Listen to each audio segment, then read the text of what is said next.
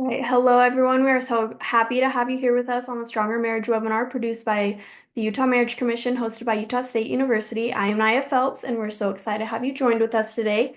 In today's webinar, we are so excited to be joined by Shalom. Shalom received her master's from BYU's MFHD program and her PhD from Penn State. She studies healthy sexuality and committed relationships and focuses on how mindfulness during sex may be associated with positive outcomes for both men and women. Make sure to stay on until the end of the presentation to take a short survey. The chat will be turned off for everybody, so if you have any questions throughout the webinar, you can put them in the Q&A box, which is seen down below. We will now turn the time over to her for her presentation. Great. Thank you, Naya. I am so excited to be with you today. We're going to talk about the Sexual Mindfulness Project, which is really an intervention that I created with a couple of other colleagues. And we have tested it in a number of different samples. And it has been found to be not only valid, but really effective in helping couples develop more intimacy, have better just relationships in general, but specifically in their sexual relationships, that there's better functioning, better communication, and more satisfaction. There's a greater connection, right? And I'm going to explain to you some of the reasons that that might be. So I'll give you a little introduction to it. But what's really exciting is that the Utah Marriage Commission has taken this intervention and actually put it into an online class. So you can take it for free in the convenience of your own home, at your own pace, and learn from all of these wonderful things that we have put together that are research-based, they're evidence-based. We know that they're effective in all sorts of relationships. We have actually looked at this cross-culturally and in a number of different age groups and all sorts of different samples. So likely it will have a really good impact in your relationship too. So let me share my screen and let's see. We will just start at the beginning. So I also wanted to put on there that you can find me on Instagram just under Dr. Shalom Leavitt. And I'm giving a few challenges every week and some little tips and tricks. I kind of hate to say that because tips and tricks makes it sound like it's so easy to have a more meaningful, substantial relationship. And that's actually not true. We know it actually takes some really intentional work. But it's always nice to be reminded regularly of what could I do? What should I be focused on to really be creating more connection in my relationship? All right. So, like I said, a number of my colleagues collaborated with me, but I in my PhD work, in my dissertation, I wanted to combine sexuality, which I had been a sex researcher for quite some time, but I had recently been introduced to mindfulness. And mindfulness was originally looked at, it was originally studied in terms of just anxiety in either people who were struggling with illness or chronic disease. Or another body of research was looking at school teachers and how they had a really high burnout rate because there was so much stress. And they were dealing with large groups of children every day, which was anxiety inducing. And so the studies were looking at how does mindfulness in these different categories of people? How does mindfulness help them have better outcomes? And it did in all sorts of ways. We had school teachers who not only were having longer careers because they didn't have that high burnout, but they also had more calm classes. They had less behavioral problems. So they were seeing all sorts of really great outcomes from just the teacher's practice of mindfulness. Okay. So when I heard this, I thought, wow, we know that one of the greatest enemies of arousal, right, of sexual engagement is anxiety. And so if mindfulness could reduce anxiety in these other groups, likely it would have the same effect in a sexual relationship. And so part of my dissertation work was looking at how can we measure this? Can we actually look at how mindful someone is in a sexual experience? And the answer was yes, we can. And we can do it pretty effectively. Um, and then the next step was, can we teach this to people? Like if I can measure how mindful you are during sex, can that improve? If you're taught just some simple practices of how to slow down your thinking, slow down your thought process, be more present in the moment. Okay. And those are all kind of catchphrases. And sometimes it's like, well, yeah, but how do I do that? Right? Easy to say, slow down your thinking, be more curious, be less judgmental. How do I really apply that in my life? So that's what we're going to talk about a little bit today. I want to first start off with this thought. This is something that I think is so important for us to understand is that conflict is the opportunity for greater intimacy. How many of you have often looked at conflict and said, oh, that's something I want to avoid. Conflict is bad. What's interesting is we know that couples who report low conflict, but also low communication, have more of a chance of having low satisfaction in their relationship. And in fact, women often report more depression in those relationships. Why?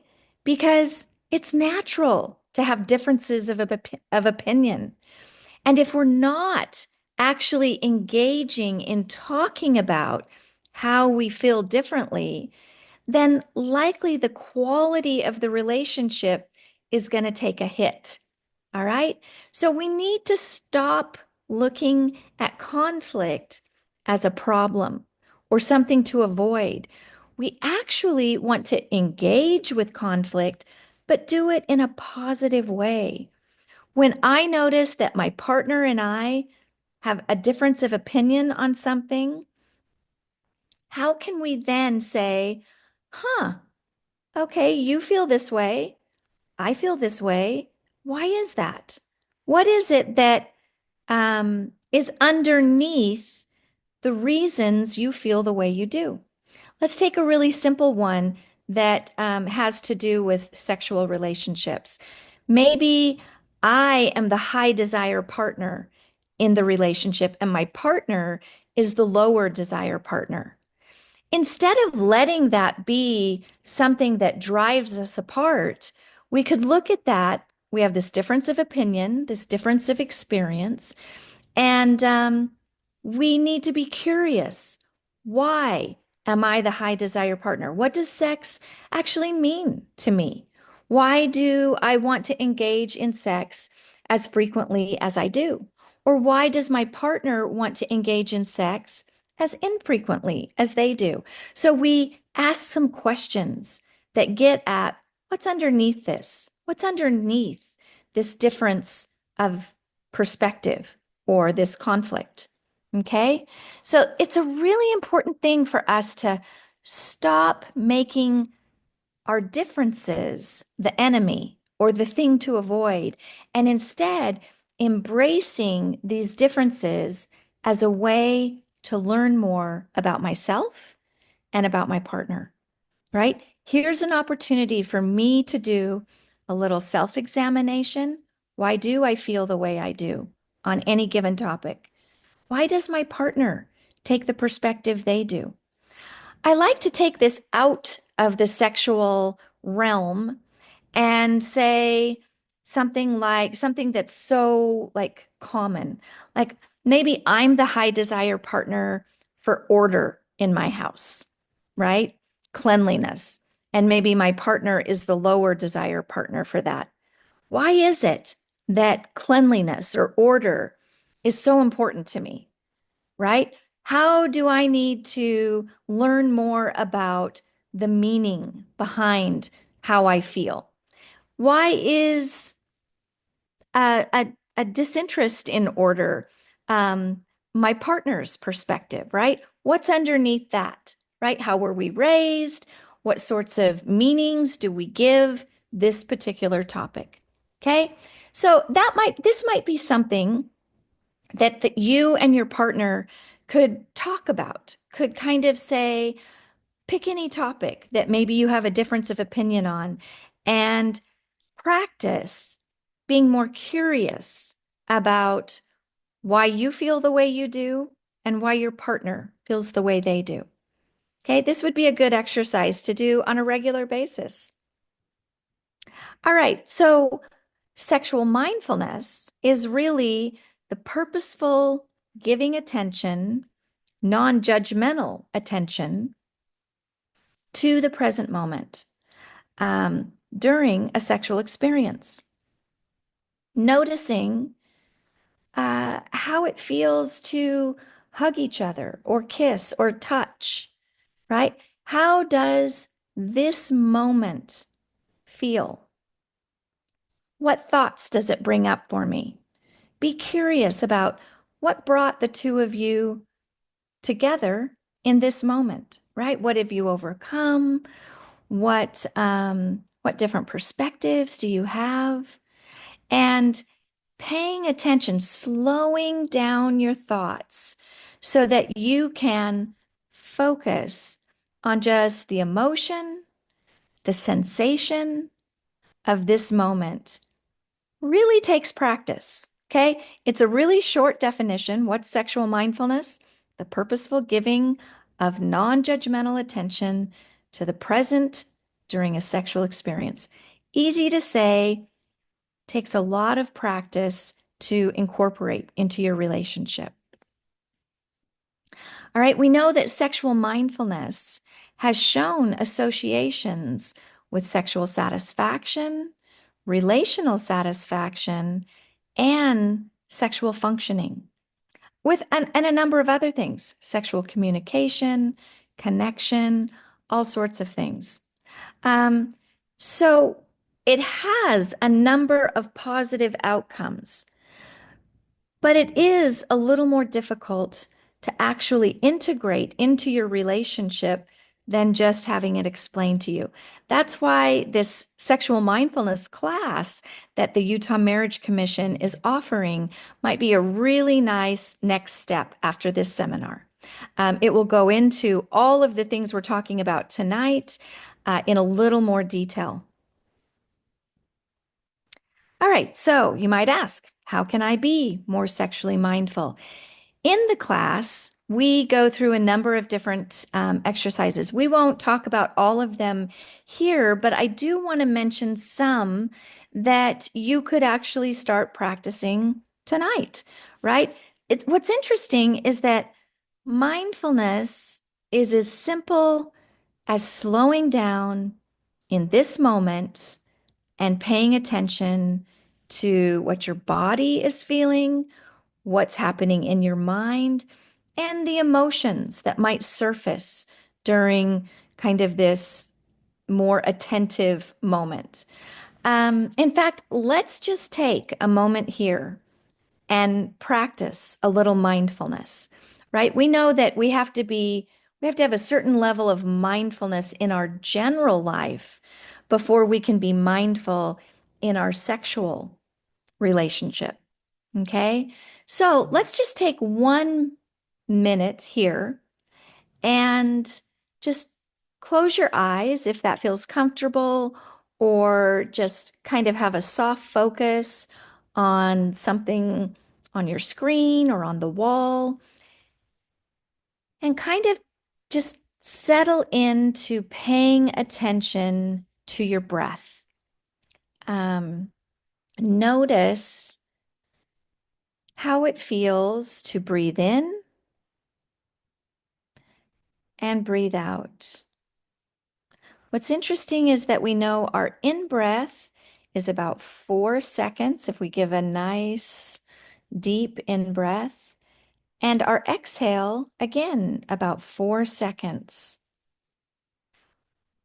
Why we generally want to focus on our breath is because our breath is always with us.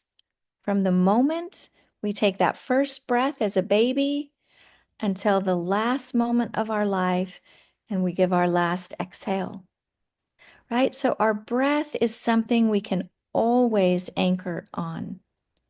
And we know that breath actually plays a regulatory um, function in relaxing our body. Okay, so let's try that for just a minute. Just focus on breathing in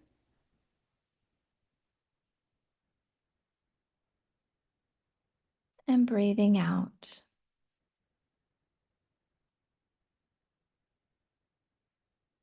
Breathing in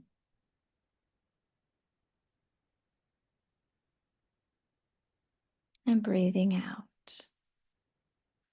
Go ahead and do that for a few more times.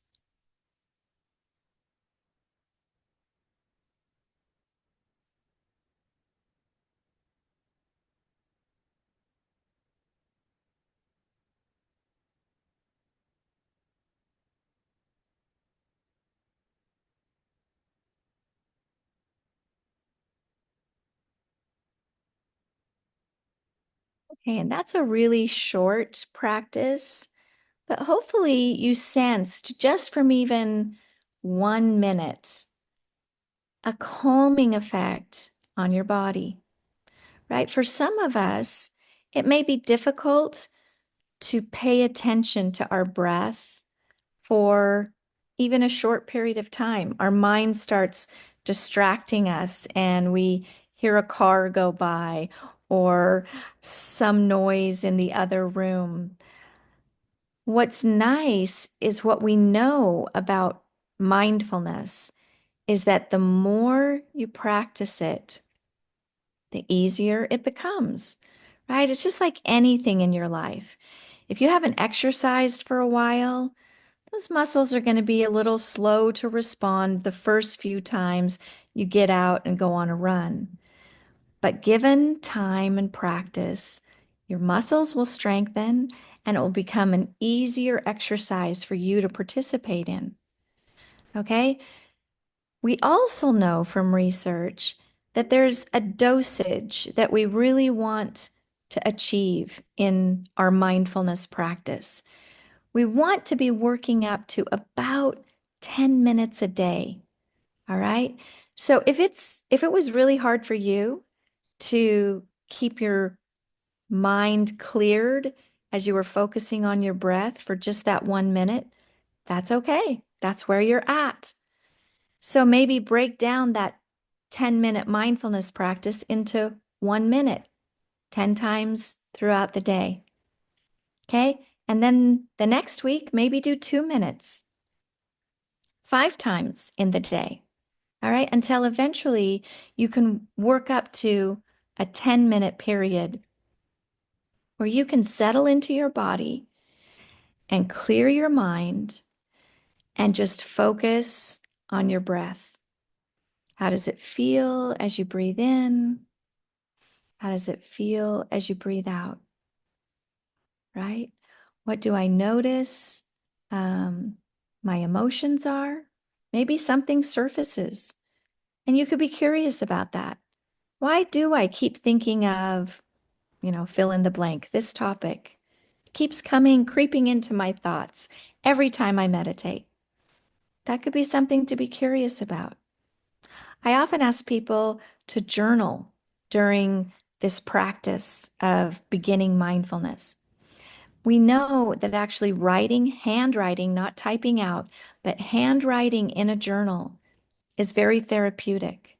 There is something about the movement of our hand that connects with our brain, and we are able to process our emotions, maybe some struggles that we've had, but we process things a little more quickly. All right, so how can I be more sexually mindful? There's a number of things we can do. First of all, we start off with just a basic mindfulness practice where we're working up to 10 minutes a day of just being able to focus on your breath. Now, you don't always have to sit on your butt and just pay attention to your breathing. You can be walking, you could be eating, you could be reciting a mantra. What I would suggest, there's no fancy clothes you have to wear to be mindful. You don't have to go to a gym or to you know, a mindfulness retreat. You can just Google. Even if you want some guided meditations, you could Google 10-minute guided meditation. And there are thousands on YouTube and different websites. Most of them that I have seen are pretty good, right? You just sometimes need someone to take you through the process of slowing your thoughts down, focusing on your breath. Okay, you can also do a body scan. That's a really nice way to end your day and relax as you are settling down to go to sleep. You could also do a loving kindness meditation. So those are some key words to maybe use as you're looking up guided meditations and just try them out. See what fits for you, right? What seems to be comfortable in for your personality and in your, lifestyle. But just do something every day and start this process of strengthening that muscle, that intellectual muscle really is what it is in slowing down and connecting with your body. All right, so specifically, how do we apply this to sexuality? Um, well, like I say here, we want to try to meditate for 5 to 10 minutes a day. That's kind of the basic foundational practice that we want to see happening. Because then what's going to happen is I will then take that strengthened skill in just being mindful in my everyday life, and I will be able to start applying it to a sexual experience, a sexual interaction. It's going to be much more difficult for us to be mindful during sex than just in our everyday life. Why? Because we know that sex often creates a lot more anxiety for people, even if it's positive anxiety. It could be a little negative in that I'm worried about performance or I'm worried about revealing my naked body to my partner. Maybe I have some body image issues, or it could be positive, just in that arousal sometimes creates a little positive anxiety for us. Pleasure can create a little distracting thought process. All right, so practicing mindfulness at these low levels of arousal, or when we're not feeling any arousal, right? Just in our everyday life, can be a really good way for us to gain some skill, some strength in maintaining mindfulness in a sexual interaction. Okay. Another thing we can do is called a mindful embrace. And this happens to be really one of my very favorite um, activities. What we do in a mindful embrace is couples just stand facing each other and you're standing on your own 2 feet. You're not leaning on each other, or propping each other up. Instead, you stand and keep your weight on your own feet. And then you can put your arms around each other, just in a loose embrace. Um, and you just stay in that loose embrace. There's no talking. You can look into each other's eyes or not, but you just stay in that loose embrace for about 5 to 10 minutes. Again, in fact, some research has suggested that this is a really good way to reunite each day. If you're going to school or work, or you're away from each other during the day, when you come back together, try a mindful embrace. And it's a really nice way to very quickly reconnect with each other, physically, emotionally, and relationally. What happens during a mindful embrace is you're in close proximity with your partner. And as you focus on your breath, again, you're allowing emotions to surface that may be triggered by being in close proximity with your partner. Maybe there's an unresolved issue that the two of you had a disagreement about something and it hasn't been resolved. And so you're noticing, oh, that might be something we need to talk about. Maybe you feel just overwhelming love, or maybe your mind is kind of distracted by what's gone on in your day, that you're feeling some stress about something that happened at work or with the family. So you pay attention to those things that surface for you during this mindful embrace. And then we do something that I call heads together. Okay.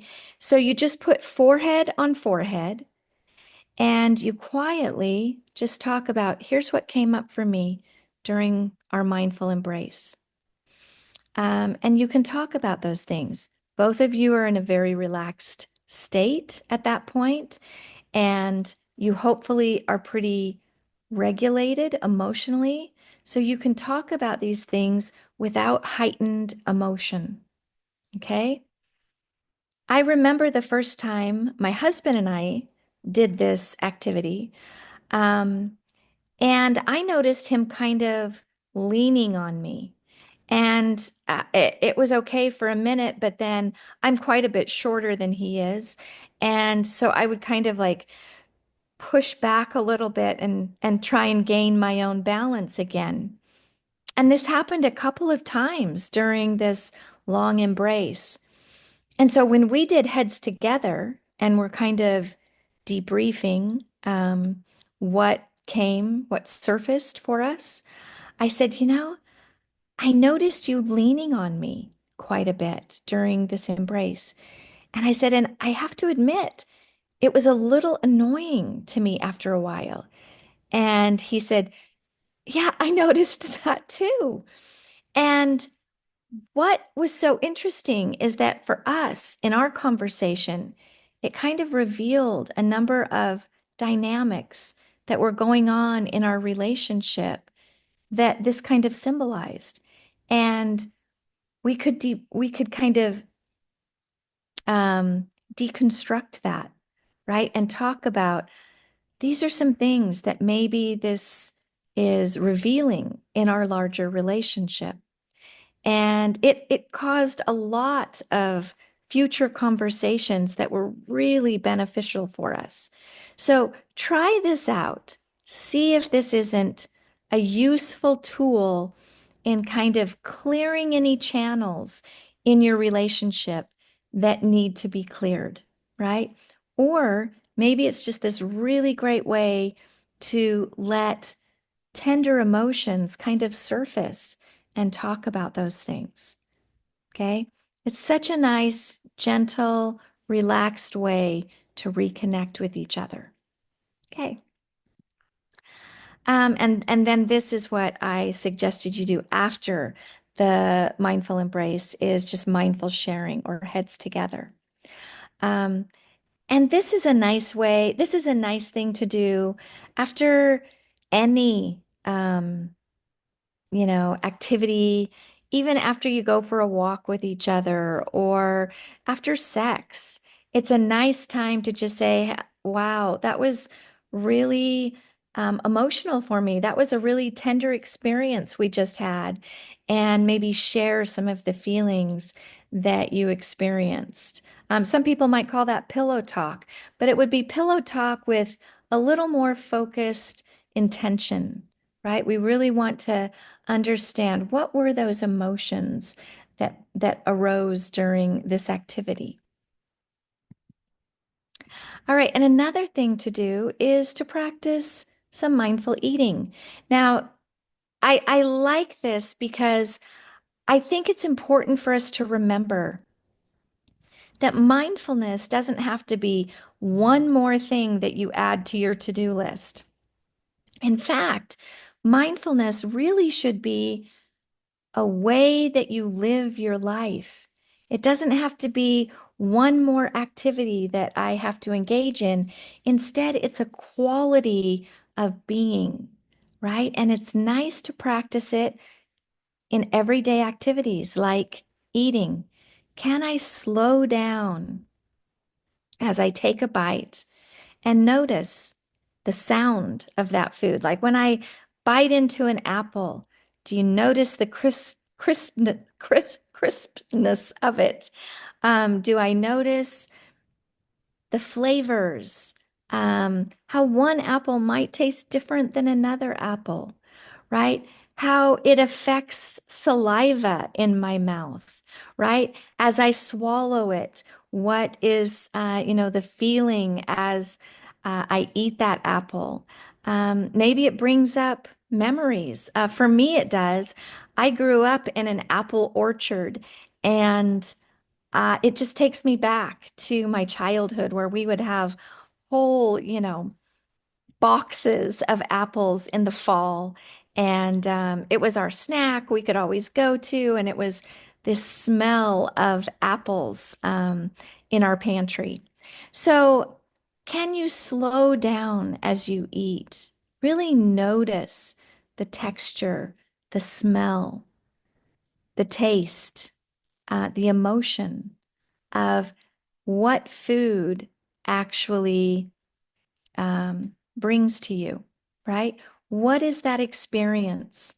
Can I slow it down enough so that I'm not just rushing through my food, but instead I am actually being much more intentional, thinking about where did this food come from? Did I prepare it? What was the work that it took to have this lovely meal? Or is it something that I'm eating on the go? Can I slow that down and just appreciate all these different senses that I experience as I'm eating? In the class, sometimes we have people take a raisin or a piece of chocolate and eat it in this very mindful way. Slowly savor it. Notice how it feels, that we might have an increase of saliva as we smell our food or as we take that first bite. How does the food, what's the texture of it as we chew it? All right. So there's this process of learning to eat more mindfully. It's interesting because a lot of healthy eating programs are now incorporating mindful eating into their curriculum, right? This is a really nice way for us to not eat mindlessly, instead be more intentional about how we eat. And then we like to compare this experience of slowing down and noticing these details about food. Um, Compare that to, how do you engage in sex? Do you rush through sex? Or is it something that you can slow down and really savor? Can you notice the smell, the feel, right? Memories that arise. Can I notice how certain touch is really pleasurable or maybe off-putting? And then can I talk about that with my partner, right? Can we describe that and say, this is where I'm coming from, right? Here's maybe some of the meaning that this includes, this interaction reminds me of. Okay. So just another way for us to practice slowing down in our life, being more intentional. All right, this is also a really nice one. Mindful hand holding. There's a lot of research that's been done on just the simple touch of hand holding and how it really has such a positive impact on couples who have kind of this deeper connection with each other. That just touching each other, holding each other's hands, we can communicate so much through. In the class, we actually walk you through um, what this mindful hand holding activity is. But we want you to actually hold each other's hands and practice just having nonsense thoughts for a minute and then having intentional thoughts and doing one is the giver, one is the receiver, and then you switch so that one is having the nonsense thoughts and then one is having the intentional thoughts. And notice how you felt as both the giver and the receiver, right? How did it feel when you knew your partner was sending loving thoughts to you? Well, what we notice from research is that there is a tangible difference in these two conditions, even when one of the partners does not know which condition it is. They can sense a difference. Now, my guess is you've all experienced this in your own relationships. I know I have. I can tell holding my husband's hand when he's somewhere else, right? He's not really focused on us together at the moment. I've noticed it for myself when I'm distracted and somewhere else. Um, and so, what's interesting is that mindfulness, if I am mindful, even if my partner does not know that I'm practicing mindfulness, they do sense a change in the quality of our interaction. There have been blinded studies where the partner did not know what the other partner was being trained to do, but after a few weeks of this practice of mindfulness, the partner who did not know reported higher quality or more connection, higher quality in their relationship or more connection in their interactions. So there is something that I exude as being a mindful person that other people notice. We have also been able to see this in studies with parents and children, that when parents are more mindful, children are unaware that they're intentionally trying to be more mindful, but children will report feeling closer to their parent, right? There's a slower pace. There's a higher quality of connection that just naturally occurs when we are being more present and aware of this moment, right? We're slowing down. We're not constantly thinking about the future or ruminating about the past. Instead, we're just right here in this moment. I notice this so much with my children. When they are trying to tell me about their day and I'm maybe busy cooking dinner or answering emails, but when I actually slow down, look at them, stay present in this moment, they feel so much more seen and understood, right? They feel felt. They know that you're with them in that moment. And that's really important to us.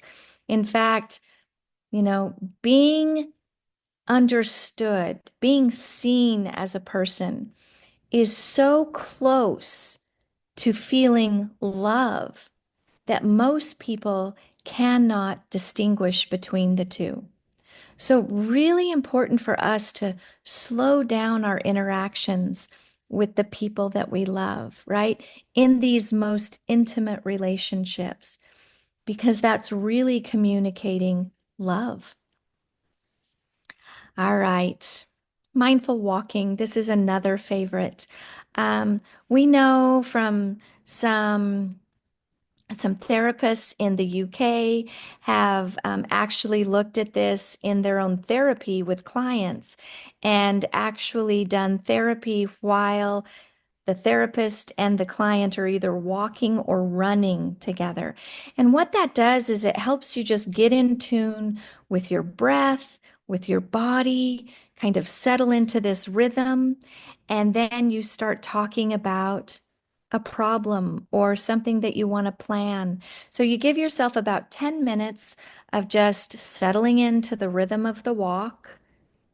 And then you bring up whatever topic you want to talk about, whether it's an issue that you kind of need to sort out, or whether you want to plan a family vacation or whatever it is.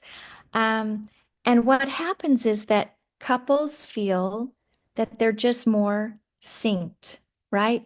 They're more present with each other. And then you can finish out the walk. It can take as long or as short as you need it to be. But try this. It's a really nice skill to kind of have in your tool belt. All right, we know from some research by Peggy Kleinplatz, she's a sex researcher in Canada, um, that people need to both become, right? They need to have this independence, this ability to achieve things in and of themselves, but they also have this need to belong. And so how do we achieve both of those? Peggy Kleinplatz did some work with couples who were highly satisfied in their sexual relationships. And what she found created optimal sex was being present and focused physically, high authenticity and transparency, being able to take risks with your partner, be vulnerable, and create a sense of just fun. And then it was always embedded in a high quality relationship, right? It was safe for you to talk about your needs, your wants, your desires, and they could communicate about that. And both of them were practicing empathy. Like, I understand, right? I see where you're coming from. Okay, being in sync with each other. What's interesting is these were the main elements of optimal sexuality. And what it created was this transformation, this sense of peace in their relationship. And some people even mentioned that it was healing, that sex was a healing part of their relationship because they felt so accepted. What were minor considerations? And I think this is so interesting. What were minor considerations were chemistry, arousal and desire, attraction, even orgasm was just a minor consideration for these highly satisfied, highly sexually satisfied couples. So I think that this really speaks to the idea that creating a quality that is present centered, right? Focused, their attention is on the moment, and we're curious, not judgmental. That's the key to really creating a sexual connection. Okay. Too often we focus on orgasm and chemistry and arousal and desire when those are somewhat important, right? But they should not be the main consideration. The main consideration really should be creating this safe environment where we're really attentive and aware and present with our partner. All right. And so again, what helps female orgasm? That's something we have looked at specifically with sexual mindfulness. And what we see is what's really important for female orgasm is a very happy relationship, right? Really being seen as an individual, creating that quality of interaction in the overall relationship. And then an openness in talking about sexuality, which we know occurs when we are more mindful. Having a skillful and a desirable partner, someone who's in this relationship with us, right? Who's striving for a high quality relationship. And that they also are engaging in a lot of non-sexual touch, right? Hugs, just holding hands, a nice, pat on the back. And that sexuality is a priority, right? We are giving it attention. This is something that we value. We're not neglecting our sexual relationship. And that orgasms are important, but they're not pressured, right? We certainly want to create an atmosphere where this can occur, where orgasms are occurring, but it's not because there's pressure to have an orgasm. We also know that it's really important that both men and women are initiating sex, that it's not just one partner who's always doing the initiating. We're making sure that there's an environment where both people can initiate sex and turn down sex if needed, right? We have to have that freedom to be open about where we are sexually in the relationship. And also taking plenty of time in foreplay, making sure that there is lots of time for her to feel arousal. An interesting statistic is that men on average need about 5 minutes of arousal from beginning until orgasm. Women on average need 20 minutes. So much more time is needed for women. All right. So I am going to kind of move through, move through those. I will leave those slides up for the Utah Marriage Commission to post later, but I really want to give a little bit of time for us to just ask any questions that you might have. So I will, oh, and here is some information for ways that you can either contact me or read more of my research and some of my suggestions for how to be more mindful during sex and how to have more connection during sex. All right, so I'm going to stop sharing and just look at any questions that you might have. So if you have a thought or a comment on what I have already talked about tonight, go ahead and stick that in the chat line and we can answer that.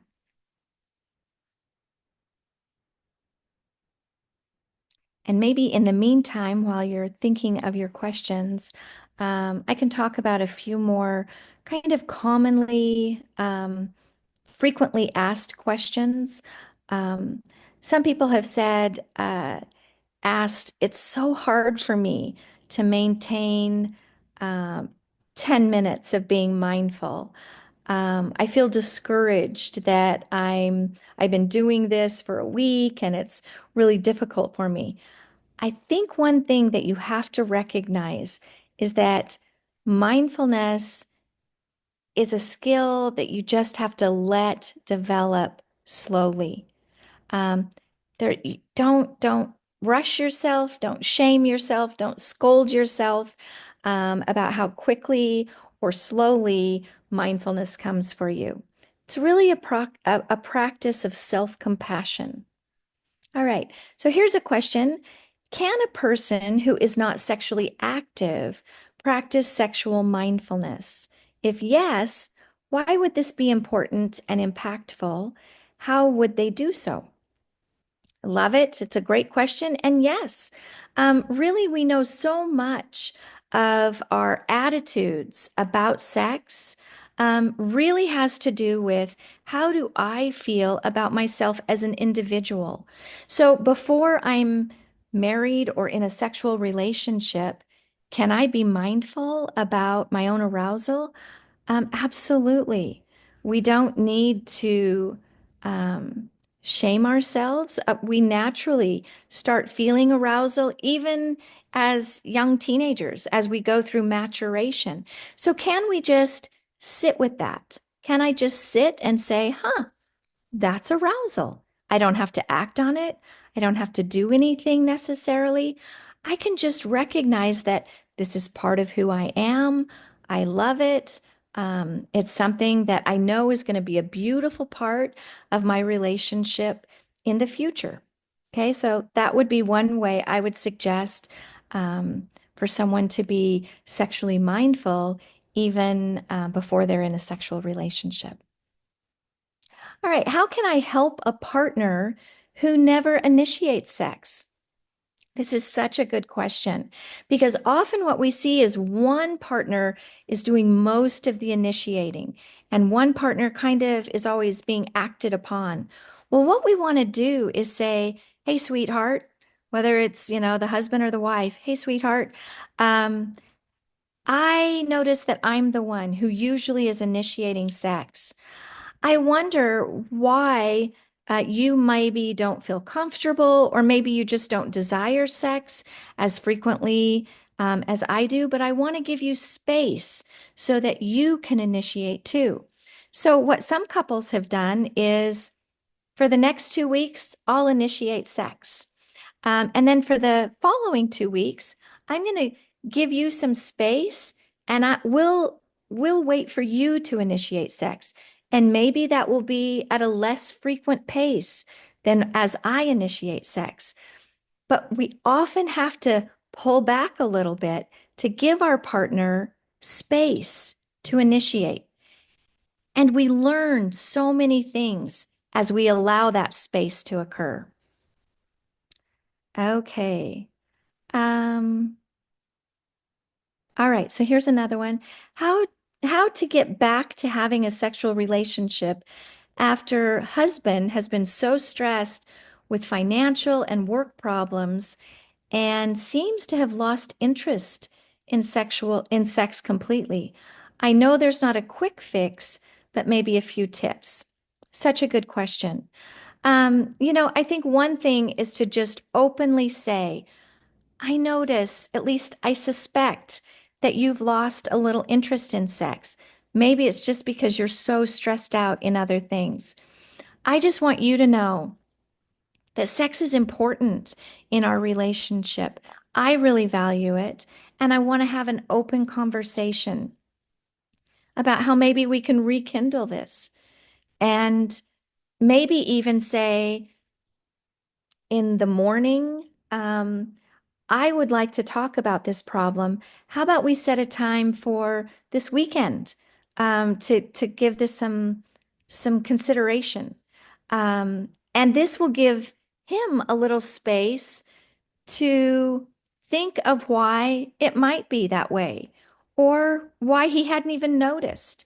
Maybe he has just been so distracted by other things, right? And so plan a time to talk about this and to talk about the meaning of sex and why it's something that I think should be given some priority, and then how we can start maybe reintegrating a little more sexual interaction in our relationship.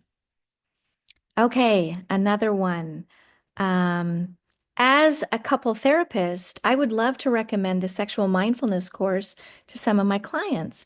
How long on average can they expect to spend working through the course? And are there any populations that the course is not recommended for? Great questions. The course is not recommended for couples who have serious trust problems, right? If they are not at a place where maybe there's been betrayal, and they need to work through that first.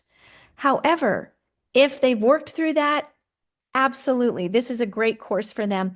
And I would say on average, it's going to take them between 4 to 6 hours to work through the course. How can I, as a parent, teach sexual mindfulness in age-appropriate ways to my children? Love that question. I think this is so important. Um, we need to start talking openly with our children about how they are sexual beings, right? Right from the get-go. Even children are sexual beings, but they just need to have the right terminology when they're little so that they know all the different parts of their body. We know that children who are raised with the right terminology for all their genitals actually feel more competent and more body positive, right? And they can actually talk about if there's something, if their penis has a little sore on it, or if someone touched them inappropriately, they have the right vocabulary to actually talk about this. So it's protective as well. But then as teenagers, as they're starting to feel arousal, we might want to just say, hey, you're really not ready for a relationship, a sexual relationship, especially. So even though you're starting to feel some of these feelings or desires, is it something that you can just notice and sit with? Can you just sit with your arousal and not feel like you have to act on it, right? That's a really nice way to not be talking in a negative way about sex, but also helping our children create some really positive skills and discipline around their own sexuality so that they are emotionally maturing, so that they will be ready to emotionally connect with someone and create a relationship in the future. All right. That is pretty much all the time we have. I hope that you'll reach out to me in any of the contact information I gave you. And I'm sure when they post this, they will put up all that contact information as well. So, really nice to be with you. Awesome. Thank you so much for that presentation, and thank you everybody for your questions and your participation. Just a reminder that there is a short survey at the end if you guys will all fill that out. But that is all we have for today. So thank you so much again, and everybody have a great night. Bye bye. Thanks, Naya. Thank you.